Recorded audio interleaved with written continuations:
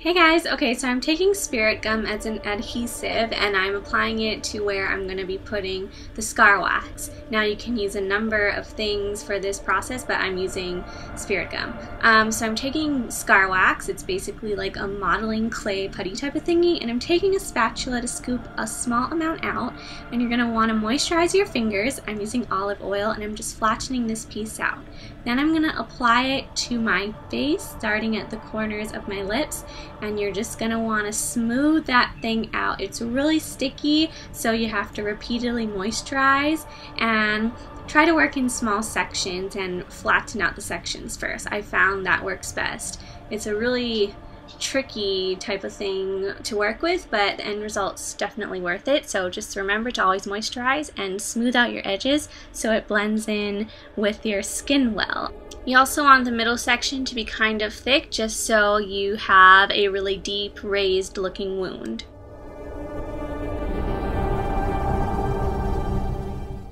Doing the same thing to the other side, remember to flatten that piece out, and I worked in layers. I would say I did about 3 to 4 thin layers on each side of my mouth, and I found that gave a pretty thick looking wound, but it still, you know, looked pretty well.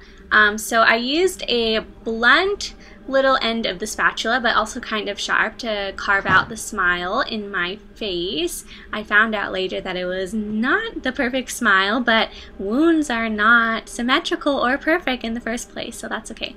But you're basically going to want to go back and forth, go slow, don't try and do it all one time. You might rip the scar wax off perhaps, but since I applied the Spirit Gum, I didn't really have that problem. I found with latex, the smile kind of has a problem, so that's why I use Spirit Gum also.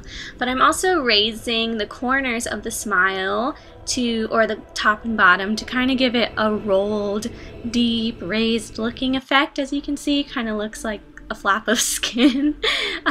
So yeah, just carving that out. But a lot of people use a bunch of different tools, but I just use a spatula.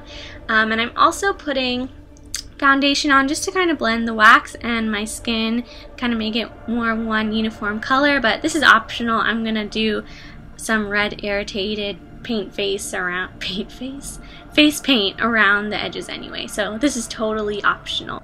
Now I'm taking a black gel eyeliner and I'm just gonna use a paintbrush and fill in the corners just to give it definition, make it look like it's actually cut. And I suggest getting paintbrushes because you don't really want to ruin your makeup brushes. But I have the zombie wheel, but basically you can just use any red face paint, dark red face paint, and I'm just putting that over the black just to give it a variation of color. But I'm going to put blood on this also, but I just like to play around with color, put a bunch of color everywhere.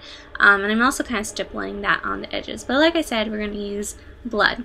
Now, don't get mad at me for this part, but my camera did not catch me stippling. I guess I forgot to press record. I'm really sorry. But basically, it was so easy. I used the dark red, I stippled it on with the sponge. I used the dark blue, stippled it on, and then I mixed the two. And you basically just stipple until you have your desired look. This not only gives a red, irritated, bruised appearance, but it also kind of hides the edges. So make sure you blend the edges well, but basically, I just stippled it. It was super easy.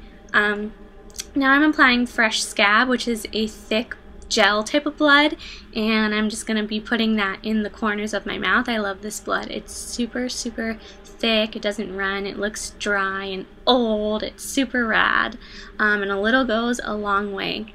Doesn't it look real? I still amaze myself at that. But anyways, so I put this one, and then I just go blood crazy, because after I put this one, I put actual like runny type of blood, and everything again will be listed below.